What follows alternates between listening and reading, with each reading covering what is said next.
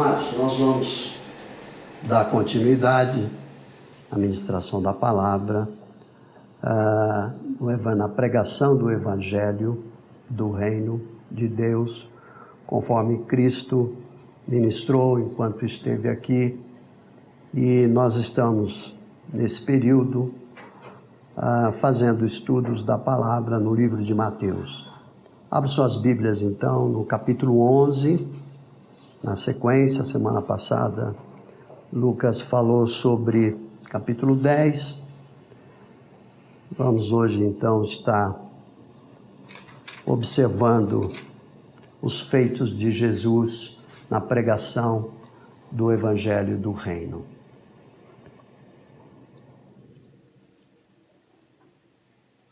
Nós vamos começar a partir do versículo 2, então. Quando João ouviu no cárcere falar das obras de Cristo, mandou seus discípulos perguntar-lhe: És tu aquele que estava para vir? Ou havemos de esperar outro? E Jesus, respondendo, disse-lhes: Ide e anunciai a João o que estáis ouvindo e vendo. Os cegos veem, os coxos andam, os leprosos são purificados, os surdos ouvem, os mortos são ressuscitados, e aos pobres está sendo pregado o Evangelho. E bem-aventurado é aquele que não achar em mim motivo de tropeço. Essa primeira parte do texto, em que Mateus discorre sobre esta ocasião em que João, que se encontrava no cárcere, João estava num cárcere chamado Maqueno, nas fronteiras de Pérea. E era uma fortaleza esse cárcere. E João sabia que estava à beira da morte. Não é? João não era alguém qualquer, mas sim um profeta, do qual Jesus, mais adiante, vai falar sobre ele. Antes de nós passarmos para essa parte, só relembrando que João Batista, além de profeta enviado pelo próprio Senhor Deus, por Yahvé, por Jeová, João Batista era também consanguíneo de Jesus, era primo, não é? E João tinha uma diferença de idade de apenas 6 meses do Senhor Jesus. E João, certamente, tinha relatos e notícias sobre praticamente toda a vida do Senhor, a sua infância, a sua juventude. Mas João se encontra agora aqui no cárcere, numa situação de desespero. Vemos a natureza humana, a fragilidade da natureza humana sendo demonstrada aqui pelo profeta João Batista. Não é? Ele então cria, não é, um temor sobre a situação do Messias, e ele então fica muito preocupado a ponto de enviar então os seus discípulos a Jesus para perguntar-lhe se Jesus era o Messias ou haveria de vir outro, não é? E Jesus então começa a responder a João.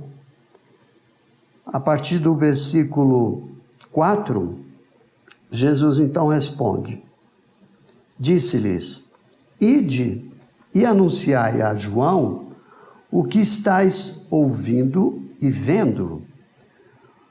Os cegos veem, os coxos andam, os leprosos são purificados, os surdos ouvem, os mortos são ressuscitados e aos pobres está sendo pregado o Evangelho. Essas coisas estavam acontecendo literalmente, mas Jesus está citando a João as Escrituras. O profeta Isaías fala desse texto, em Isaías, não precisam abrir agora, só para observarem. Isaías no capítulo 35, no versos 5 e 6, e também Isaías capítulo 61, no verso 1. Veja que Jesus mostra a João primeiro as Escrituras. Embora todos esses feitos estivessem ocorrendo, não é? Coxos andando, cegos vendo, leprosos sendo purificados, surdos ouvindo, mortos sendo ressuscitados, isso na prática e na realidade estava acontecendo. Mas Jesus manda um recado para que João compreendesse através das Escrituras. Jesus foi muito mais profundo ao colocar para João Batista que ele era sim o Messias. E esse recado que o Senhor envia a João teve uma repercussão, é evidente. Toda ação, ela provoca uma reação e, consequentemente, situações das quais são imprevisíveis. Nós vamos verificar que mais adiante, o Senhor então vai precisar esclarecer isso aos discípulos. Mas, observando ainda essa situação de João Batista, não é? Como a reação, por que João estava incrédulo? Não. Embora transparecesse, embora a repreensão também, a reprimenda que o Senhor Jesus aplica ali, não é?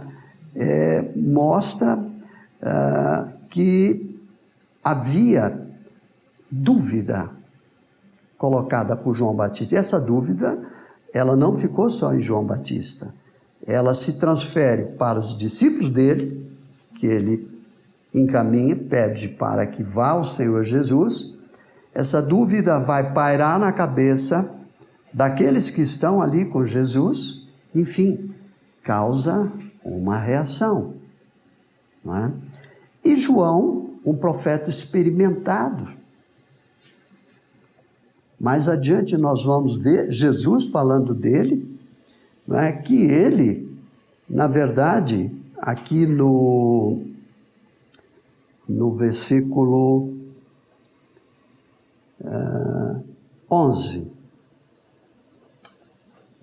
10. Este é de quem está escrito: eis aí eu envio diante da tua face o meu mensageiro, o qual preparará o teu caminho diante de ti. Isso está registrado no profeta Malaquias, no capítulo 3, no verso 1. E quem disse isso foi o próprio Senhor Jesus. Estou enfatizando esse versículo apenas para mostrar que João, na sua natureza humana, à beira da morte, ele se desespera. Assim como o próprio Senhor Jesus também, quando levado à cruz, o Senhor falou: Pai, se for possível, passe esse cálice de mim. Então Jesus está mostrando, e vai mostrar numa profundidade muito maior, não é? A carência humana, como nós nos comportamos diante de uma adversidade tão grave como a morte, né? E João sabia. Então João se desespera. Eu vou morrer. E há também alguns teólogos que comentam sobre outras personalidades, sobre Elias, e João talvez estivesse se confundindo, mas não é verdadeiro. O que a palavra diz, na verdade, mostra o desespero de João. E João queria ter essa certeza, queria ter essa convicção e também deixar isso registrado.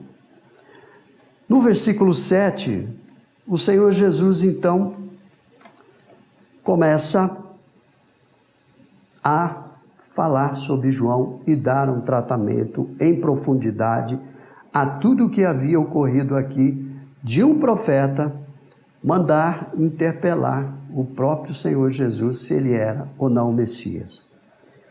Então, em partindo eles, os discípulos de João, saíram, passou Jesus a dizer ao povo a respeito de João. E cumpre observar que dentre essas pessoas, certamente estavam ali também discípulos de João Batista, que haviam sido batizados por ele.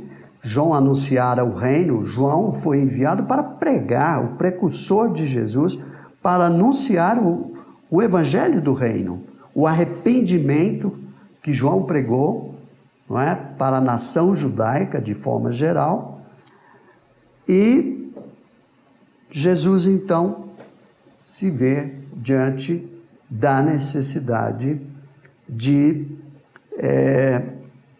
dissertar sobre o que acabara de ocorrer.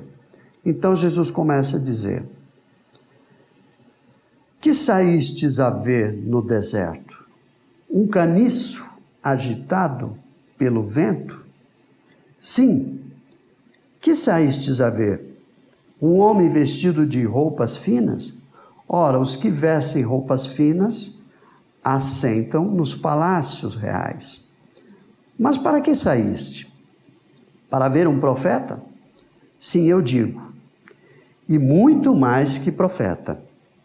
Este é de quem está escrito: eis que eu envio diante da tua face o meu mensageiro, o qual preparará o teu caminho diante de ti.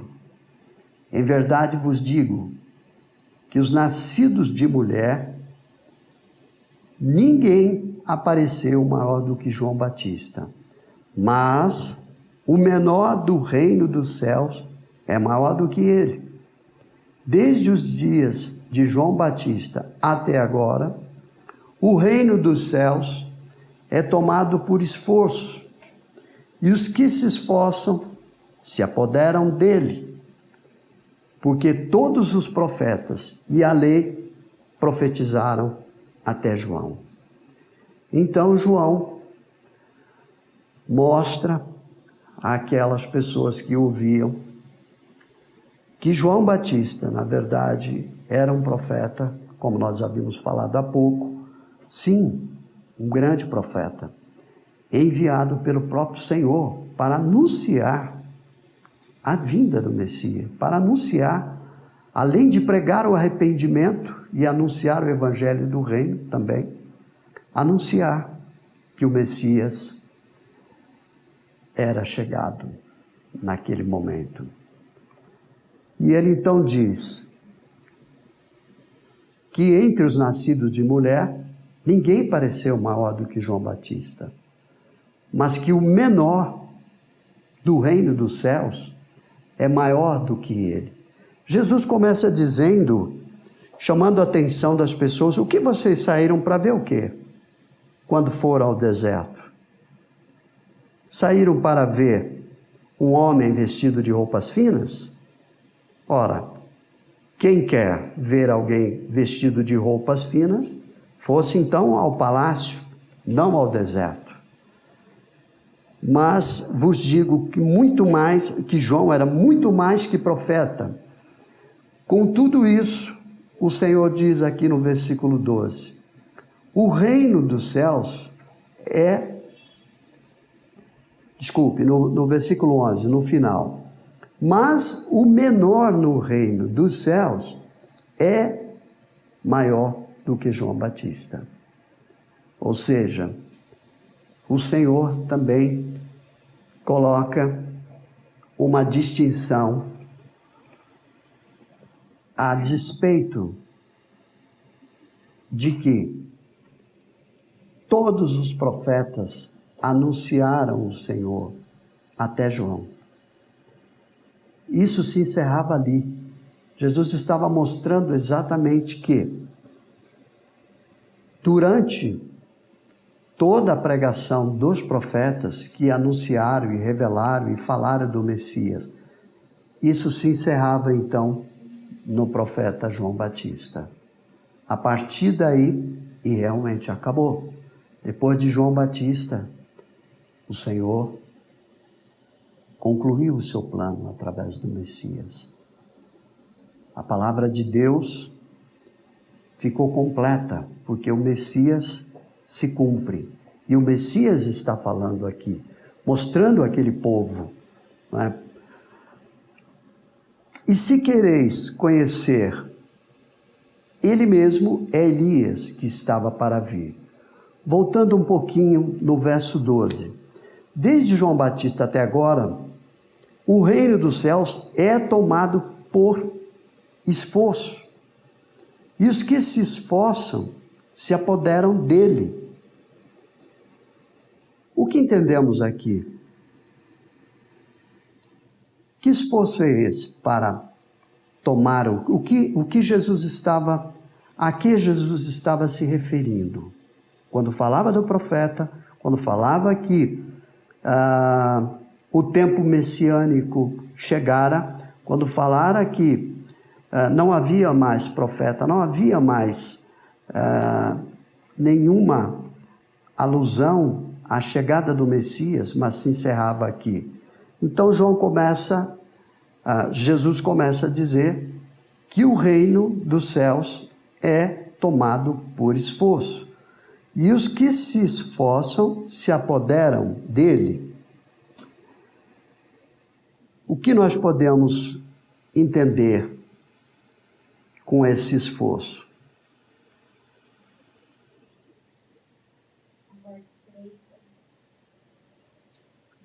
É uma ação vigorosa, intensa, não é? Do caminho estreito na obediência. Esse é o esforço. Agora, os fariseus, os saduceus, tinham um esforço meramente religioso, político, contundente, dissenso, com toda a incredulidade em relação ao Senhor. Mas o Senhor, quando coloca isso, que esse esforço é exatamente isso, é uma ação vigorosa, de intensa ação para o caminho estreito na obediência do Evangelho de Cristo Jesus. E o Senhor continua a falar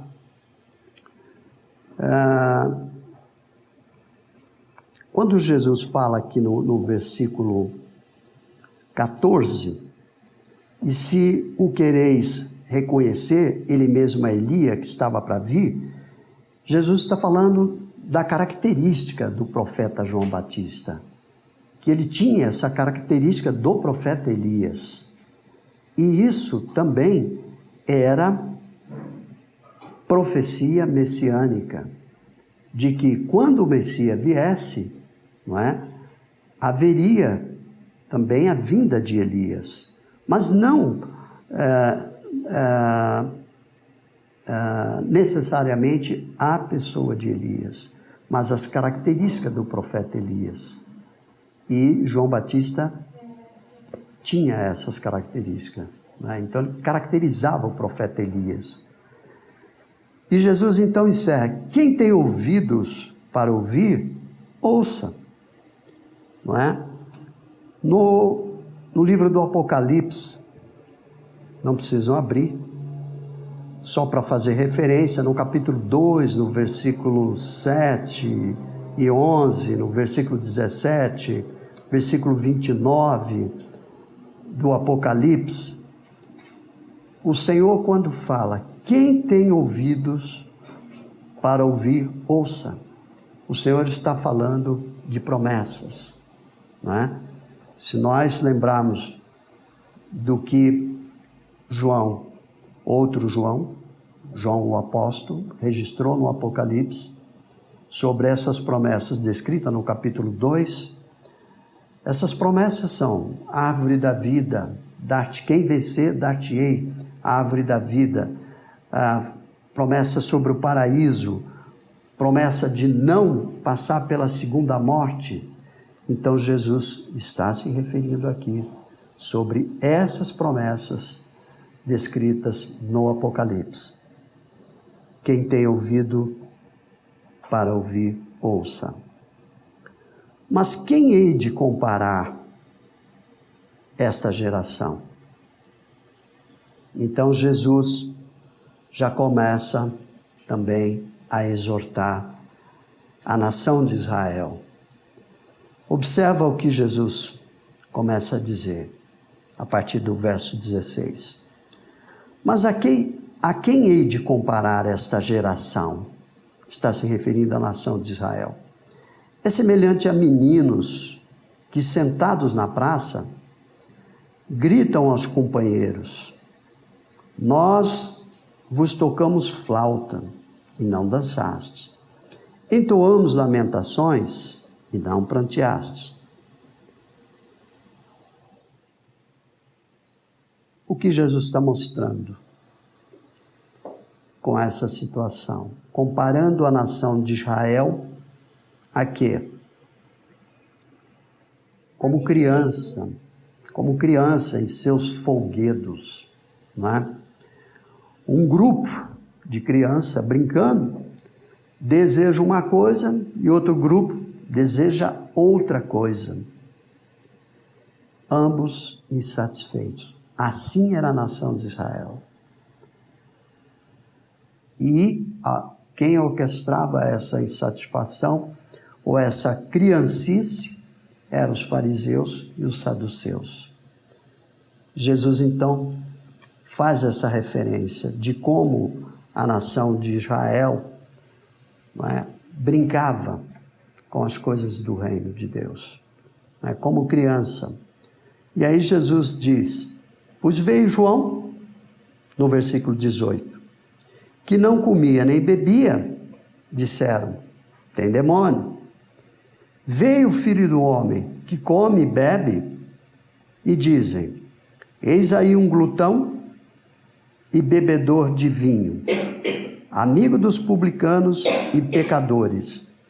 Mas a sabedoria é justificada por suas obras. Esta sabedoria que é justificada por suas obras é o próprio Senhor Jesus. Ele é a sabedoria.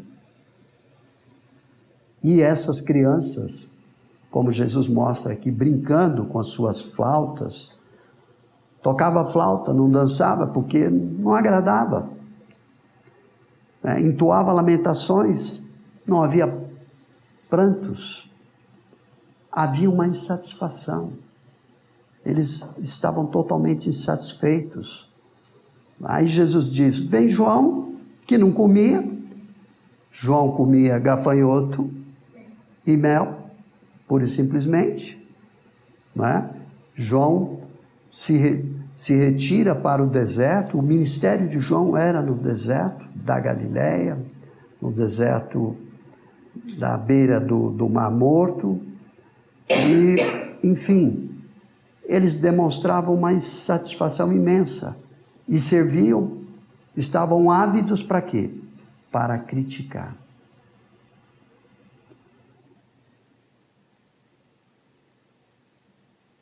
João era abstinente de comidas, mas Jesus não.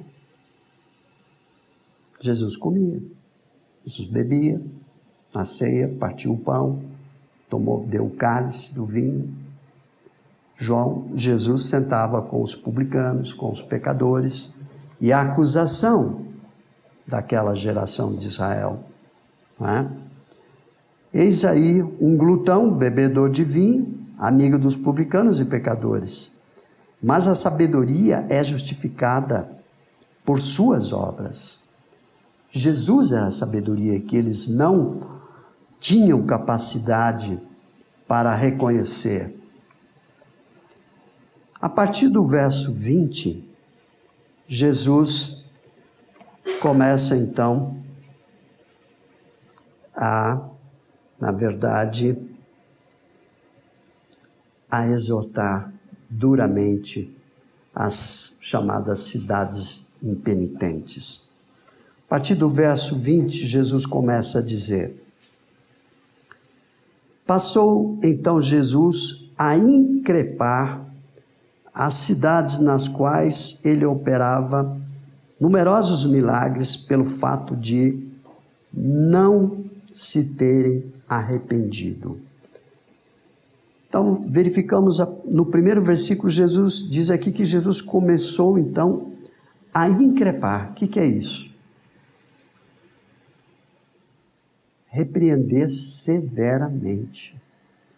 Jesus começou a exortar severamente essas cidades pelo fato de não haverem se arrependido. O Messias estava presente, o evangelho do reino estava sendo anunciado, João havia pregado o arrependimento e o batismo, mas eles desconsideravam, tratavam com desdém, como criança brincando, insatisfeitos. Então Jesus começa a increpar de uma forma bastante severa essas cidades da Galileia.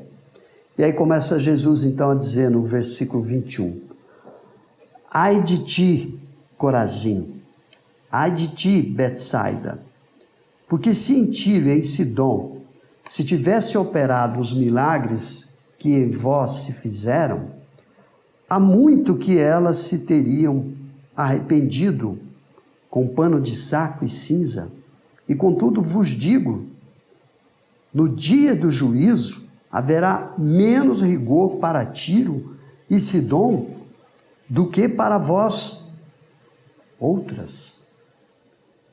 Por isso que Jesus passa a repreender realmente severamente, a exortar com severidade essas cidades. Por quê? Por causa do descaso.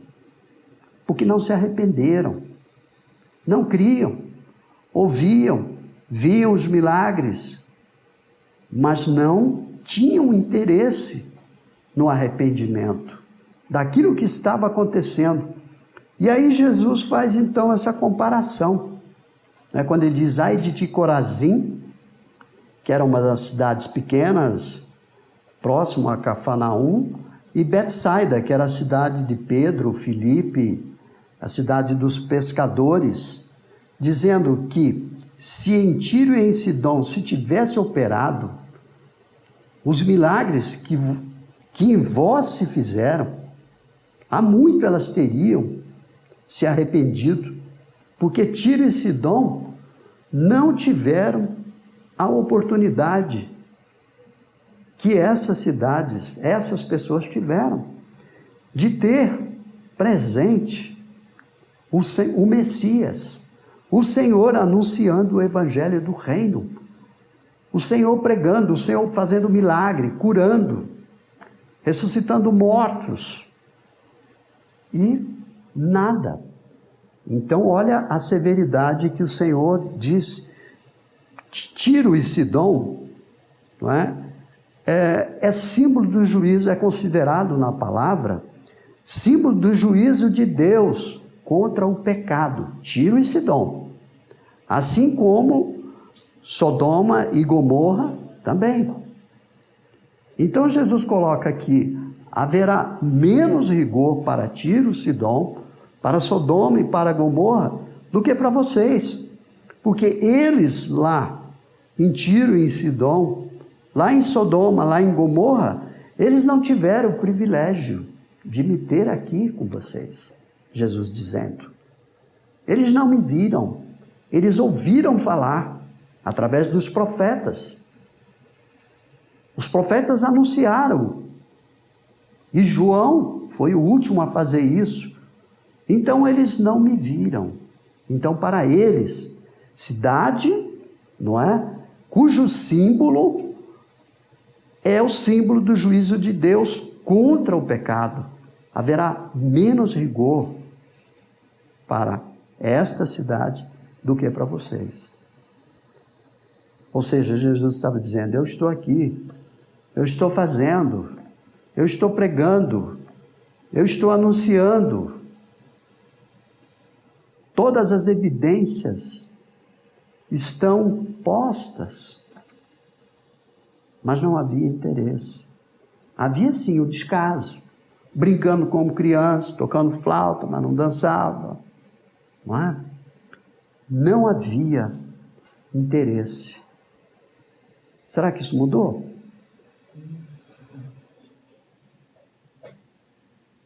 A única diferença é que nós não temos a presença física do Senhor Jesus. Nós temos a presença dele em poder, porque a sua palavra é poderosa e ela é anunciada todos os dias, em todos os cantos, aonde inclusive não é permitido se falar do Senhor Jesus. Estão lá os corajosos que vão. Hoje mesmo vi alguma coisa de pastores que estavam comemorando num piquenique com a sua igreja no Irã e foram presos. Certamente serão executados, porque o Irã é inexorável a morte para quem é pego lá, dificilmente escapa. Então, nós trazemos isso para os nossos dias e observamos também que não mudou muito. E o rigor com que serão tratados, certamente, como o Senhor Jesus disse aqui, será extremamente severo. Severo. Continuando, ainda Jesus falando, no versículo 23, de Cafarnaum, ele diz, tu, Cafarnaum, elevar-te-ás, porventura, até o céu? Descerás até o inferno? Porque em Sodoma, se tivesse operado os milagres que em ti se fizeram, teria ela permanecido até o dia de hoje. Digo-vos, porém, que menos rigor haverá no dia do juízo para com a terra de Sodoma do que para contigo. Observe que Cafarnaum era o reduto do Senhor Jesus, podemos assim dizer, o quartel-general de Cristo. O Senhor, não é, se acomodava ali em Cafarnaum.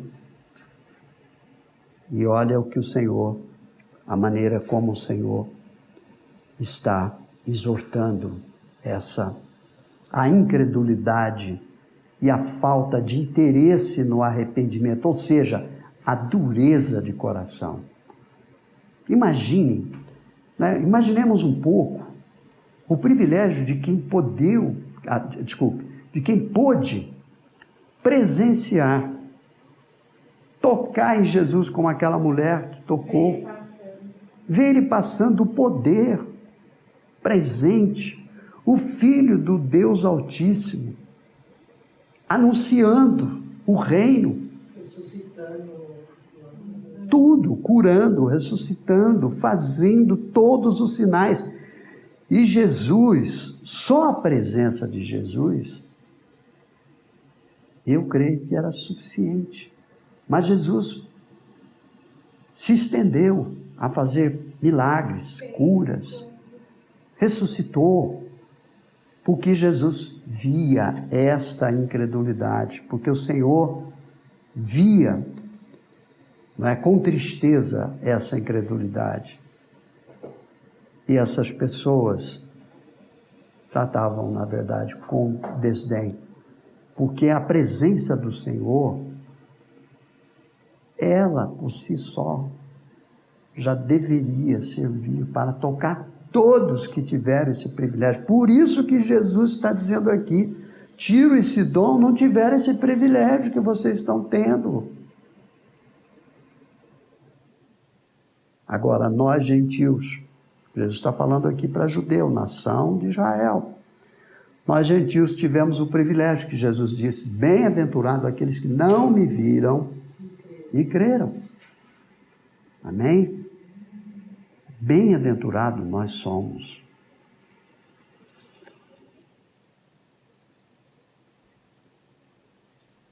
A partir do verso 25, logo depois desses feitos, não é? Logo depois dessa exortação tão grande que o Senhor faz a essas cidades, chamadas cidades impenitentes, né? O Senhor, então, passando adiante, a partir do verso 25, começa, então, uma outra aplicação desse texto. Verso 25.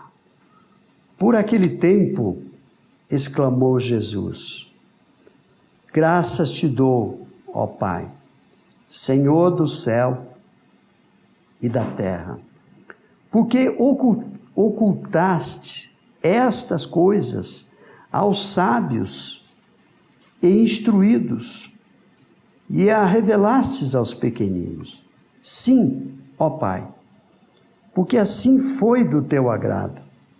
Tudo me foi entregue por meu Pai. Ninguém o conhece. Ninguém conhece o Filho, senão o Pai.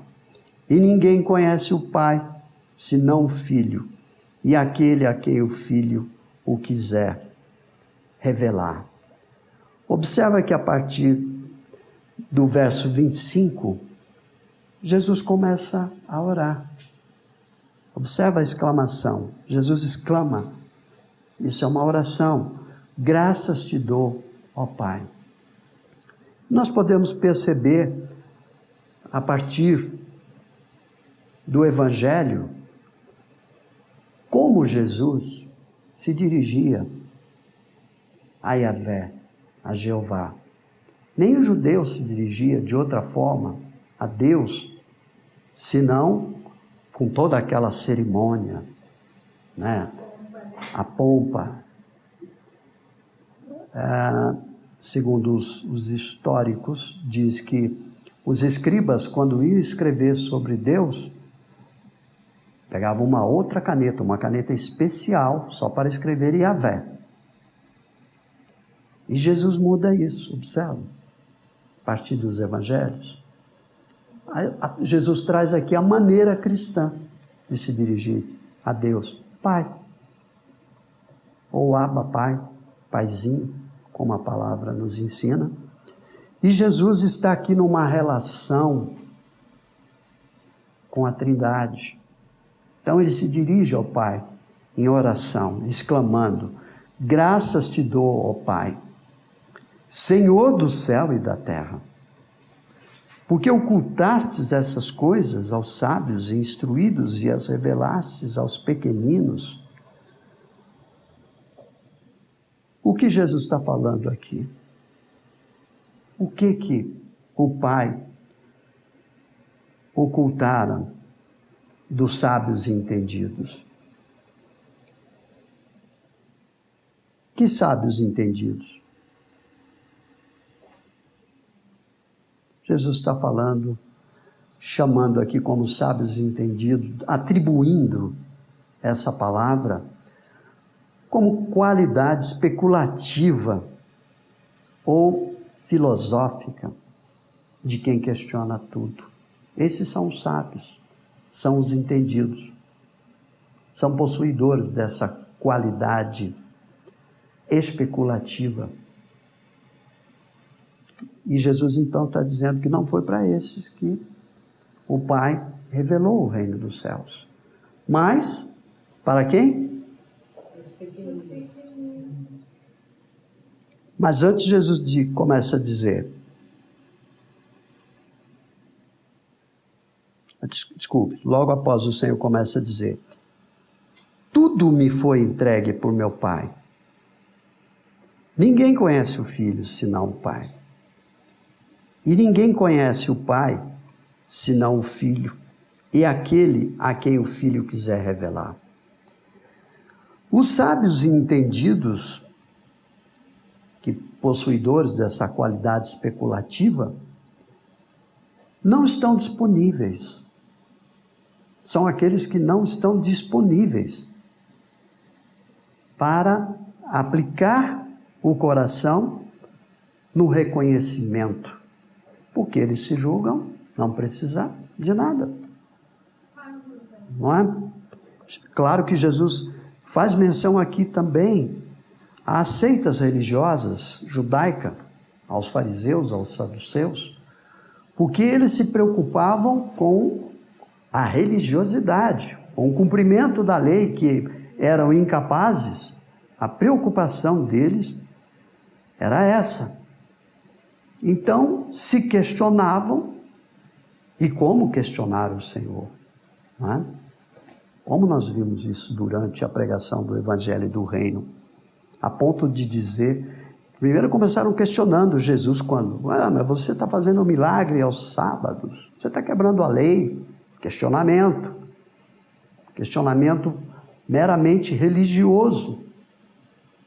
Questionaram Jesus, chegando a ponto de dizer que os milagres que o Senhor Jesus fazia por meio de demônios. A blasfêmia, por falar que era filho de Deus. Exatamente. Então, viam Jesus como um pecador. Não reconhecia nele o Messias, em hipótese alguma. E não, por quê? Porque não estavam dispostos, não havia disposição para o reconhecimento que pode haver nos sábios e entendidos de hoje. Mas Jesus fala aqui que isso estava mais disponível aos pequenos e humildes. Por quê? Para haver o reconhecimento, é preciso que haja humildade. Se não houver humildade, não há o reconhecimento da necessidade espiritual. Então, o sábio entendido, quando ele questiona, ele não se dispõe em seu coração trazer a humildade para o reconhecimento espiritual. Então ele questiona. E é isso que Jesus está falando aqui. E Jesus então diz que o Pai, ele reservou isto, não aos sábios entendidos, mas aos pequeninos. Os pequeninos, aqueles que estão dispostos, com a humildade de coração, a reconhecer e aceitar o plano da salvação de Cristo Jesus, a pregação do reino.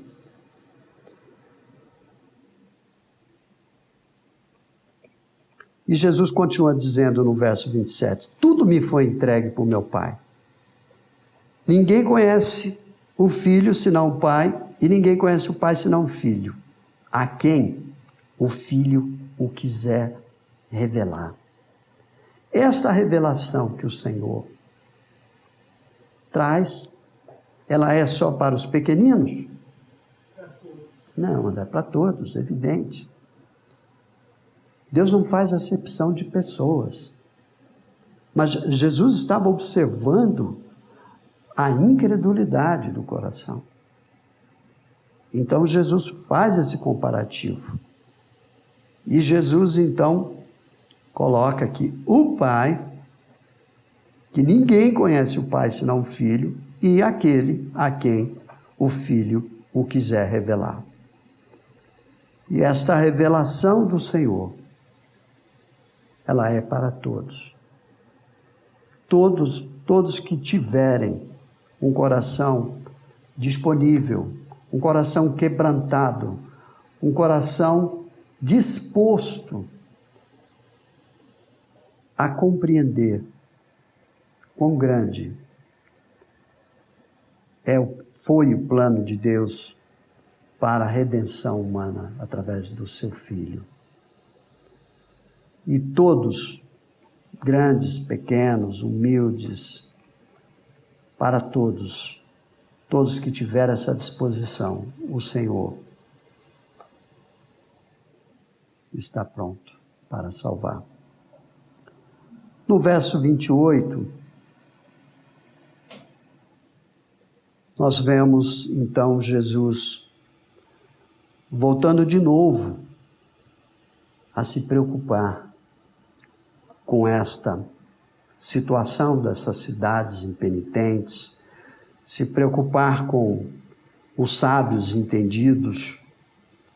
E aí Jesus no verso 28 diz: vinde a mim, todos os que estáis cansados e sobrecarregados, e eu vos aliviarei. Como? Esse vinde a mim, como acabei de dizer, é para todos. Grandes, pequeninos, para todos.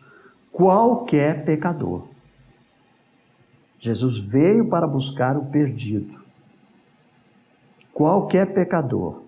Então Jesus está chamando, vinde a mim.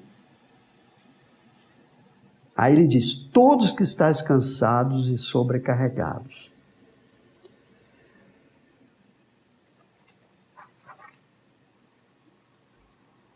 O que seria? O que Jesus estava dizendo? Cansado e sobrecarregado de quê? Só com as vicissitudes da vida? Os revés da vida?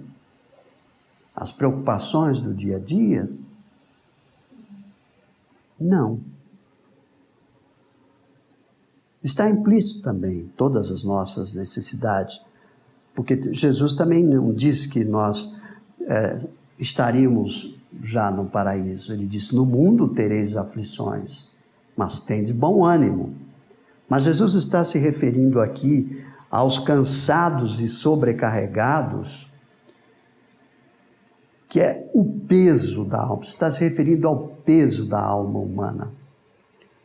O peso da alma humana, qual a causa do peso da alma humana? O pecado.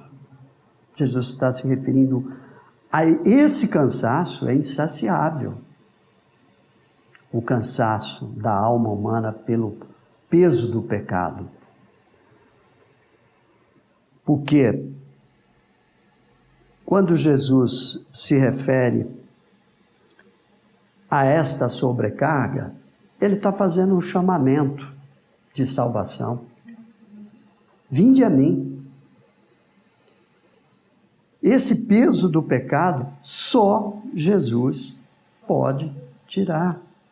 Não há como, não há outro caminho, não há outra alternativa. Só Jesus é o caminho. Só Jesus é a verdade. Só Jesus é a vida. Qualquer outro caminho não pode dar certeza da vida eterna.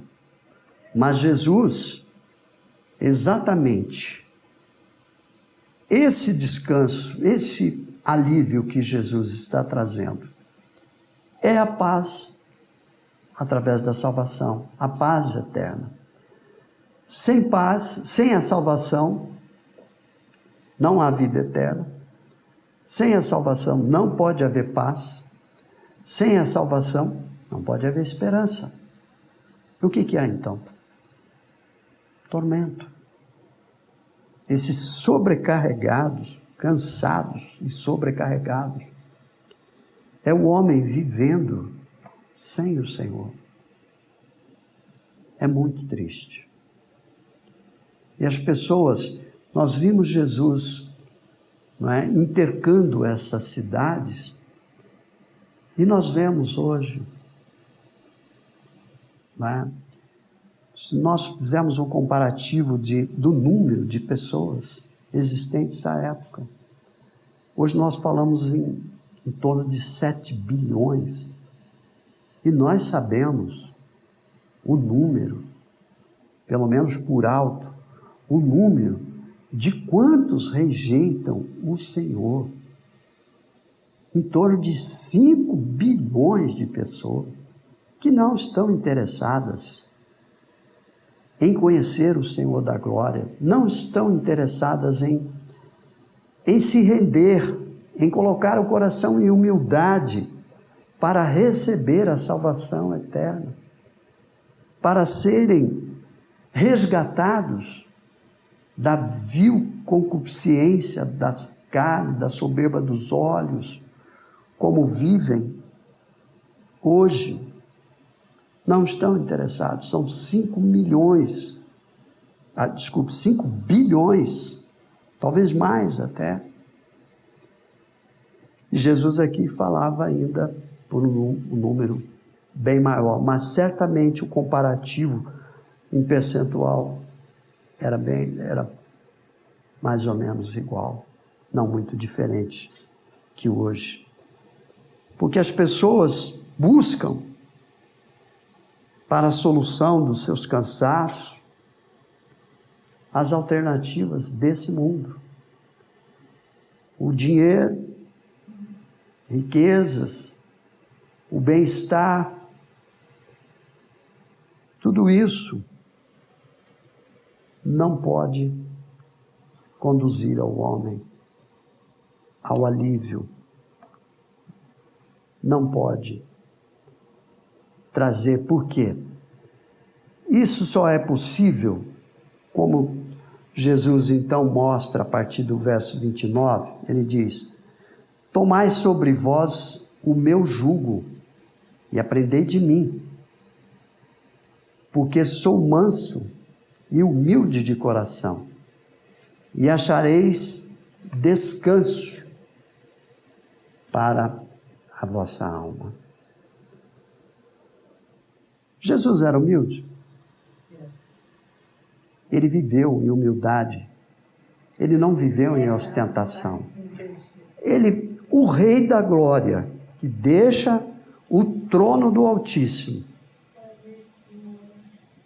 se humilha em forma humana, abaixo até dos anjos, diz a palavra. Vem a esse mundo, se sujeita a tudo isso que nós estamos vendo no Evangelho do Reino, a humilhações de toda sorte, e se oferece, se entrega para derramar o seu sangue, para morrer no nosso lugar.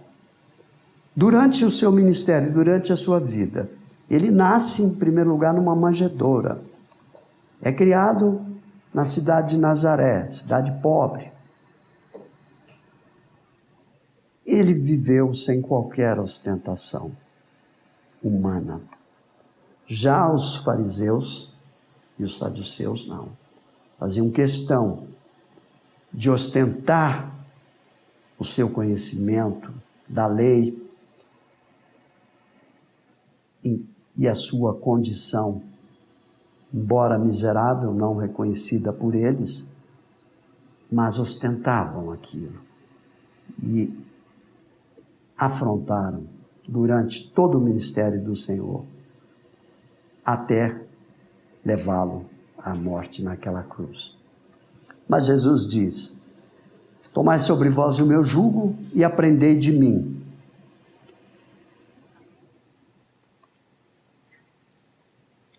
Que jugo é esse? A que jugo Jesus se referia? Jesus se referia exatamente ao jugo da lei, o jugo do legalismo, o jugo do qual o homem não podia escapar dele, estava preso àquilo, porque se não conseguia o homem cumprir a lei, o jugo permanecia. Então eles não poderiam ficar livres do jugo. Por quê? Por si só não podiam fazer, não podiam cumprir. Mas Jesus oferece o quê? Aprendei de mim, porque sou manso e humilde de coração, e achareis descanso para vossas almas.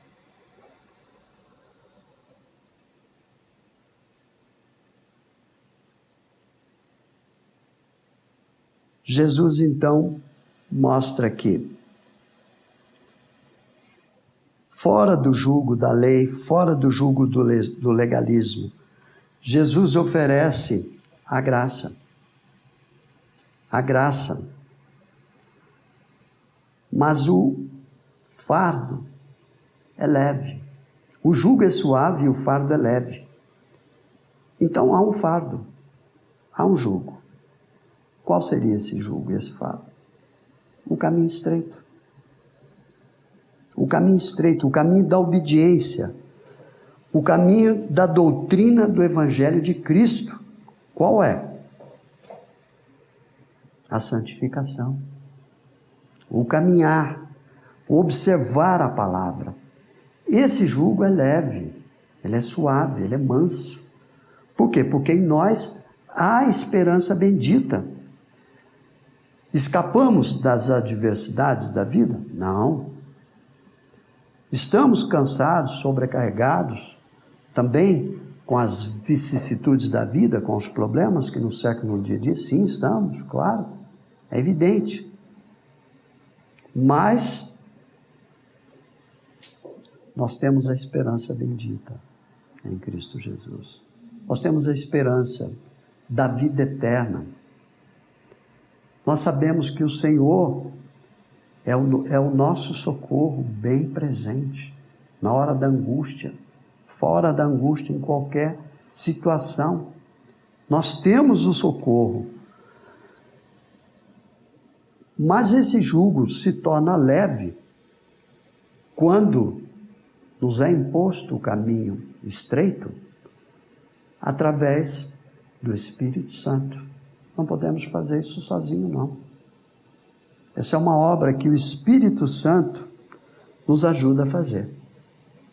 O Espírito Santo é quem se encarrega de nos levar ao êxito da obediência da palavra, nos levar a uma dimensão de compreendermos, de colocarmos as nossas vidas diante da realidade do Senhor. Não brincarmos de cristianismo, mas nos oferecemos a nossa vida no altar do Senhor a cada dia, em santificação. E os dias são terríveis. É notório como temos vivido os nossos dias. O aperto tem sido cada vez maior. Não dá para brincar de igreja, não dá para brincar de crente. O Senhor nos chama a algo muito sério. Nós somos chamados para servir ao Senhor, para adorar o Senhor, para colocar as nossas vidas realmente em santidade, para que a nossa vida seja como Deus espera de nós. O que Deus espera de nós? Que a nossa vida seja para o louvor da glória dEle. Então esse caminho, esse jugo leve, suave, e o fardo leve é o nosso caminhar com o Senhor no dia a dia. É o nosso trilhar com Jesus através do Espírito Santo num processo de santificação, em renúncia às coisas desse mundo, à soberba dessa vida. E essa doutrina que nos ajuda a carregar com êxito a doutrina da santificação, o apóstolo Paulo descreve isso lá na carta de 2 Coríntios. Vamos dar uma lida, vamos ler isso. Na carta de 2 Coríntios, nós vamos dividir o capítulo 4. No capítulo 4, nós vamos dividir do verso 7 a 10 e depois do verso 15 a 18. Olha só como Paulo deixou ministrado a santificação a doutrina da santificação através do Espírito Santo. capítulo 4, do verso 7 a 10. Temos, porém, esse tesouro em vasos de barro, para que a excelência do poder seja de Deus e não de nós. Em tudo somos atribulados, porém não angustiados, perplexos, porém não desanimados, perseguidos, porém não desamparados, abatidos, porém não destruídos, levando sempre no corpo o morrer de Jesus, para que também a sua vida se manifeste no nosso corpo. Essas são as diretrizes, uma das diretrizes que a palavra de Deus coloca para nós no processo de santificação, através da obra do Espírito Santo em nós. Então, quando Jesus diz que o fardo é o quê? Leve? E o jugo é suave. Com tudo isso que nós acabamos de ver, que o apóstolo Paulo nos mostra aqui, nessa carta aos Coríntios, não é? Tribulação, em tudo somos atribulados, porém não angustiados, perplexos, porém não desanimados, perseguidos, porém não desamparados, abatidos, porém não destruídos, levando sempre no corpo o morrer de Jesus, para que também a sua vida se manifeste em nosso corpo. Aí no verso 15 a 18, todas as coisas existem por amor de vós, para que a graça, multiplicando-se, torne abundantes as ações de graça por meio de muitos. Para quê? Para a glória de Deus.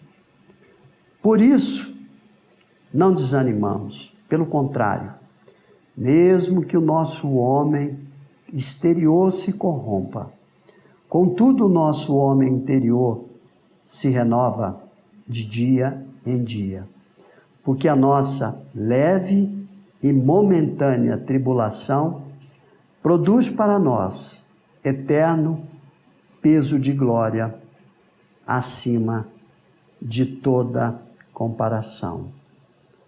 E não atentando nós nas coisas que se veem, mas nas coisas que se não veem. Porque as que se veem são temporais, e as que não se veem são eternas. Então, Paulo nos mostra quão suave e quão leve é o jugo que o Senhor nos coloca para, indo a Ele, que a nossa vida, nós possamos realmente buscar a santificação e servir ao Senhor, porque os dias, como diz a palavra, são maus. Que estejamos remindo o tempo das nossas vidas, que estejamos realmente nos colocando na presença do Senhor, para que a nossa vida cristã, para que a nossa santificação seja plena, para que nós possamos nos sentir leves, sabendo que toda a tribulação, com todas as circunstâncias que vivemos nesse mundo, é leve, é suave, é leve, porque pesado é a condenação eterna, pesado é ir para o inferno, isso é pesado, isso é triste, isso é inexorável, não tem saída, não há mais solução. E o evangelho do reino continua sendo anunciado, continua sendo pregado. Jesus continua exortando através da sua vida, do seu ministério, como nós temos feito aqui, apontando o caminho estreito, apontando a necessidade apontando a necessidade de crescer na fé, apontando a necessidade de buscar o Senhor a todo tempo, a todo momento. Estar orando em pensamento, quando nós não podemos publicamente clamar ao Senhor. Não dá para viver uma vida cristã distante, aleatória da palavra, sem obediência da palavra. Porque os olhos do Senhor tudo veem. Porque os olhos do Senhor nos acompanham em tudo que fazemos. E a palavra também nos diz que daremos conta dos nossos atos. Queremos nos apresentar diante do Senhor de que maneira? Privilégio nosso, porque nós podemos, sem ter a presença do Senhor durante o seu ministério, durante a sua passagem terrena, não é? Como o Senhor mesmo disse, somos bem-aventurados porque não vimos o Senhor, mas cremos. Cremos e o recebemos. E se o recebemos, o obedecemos. Não há como crer sem obedecer. Não vale para nada o crer. Há muita gente que crê teoricamente. Há muita gente que crê em quase tudo, mas não obedece nada. Sem a obediência, não há uma demonstração de convicção, de salvação. A convicção da salvação está intrínseca com a obediência. Que nós possamos, querido, caminhar com a nossa vida, ainda aguardando o dia do Senhor até que Ele volte a segunda vez para nos buscar. Que possamos caminhar com o coração contrito, com o coração humilde, como Jesus nos ensinou. Ele deu exemplo, Ele foi o modelo. Que nós continuemos a observar a palavra do Senhor e excluir da nossa vida tudo aquilo que compromete a vida cristã. Porque tudo que compromete a vida cristã serve como arma do inimigo para oprimir as nossas vidas e nos colocar cansados, fadigados e às vezes até sem esperança. Que nós não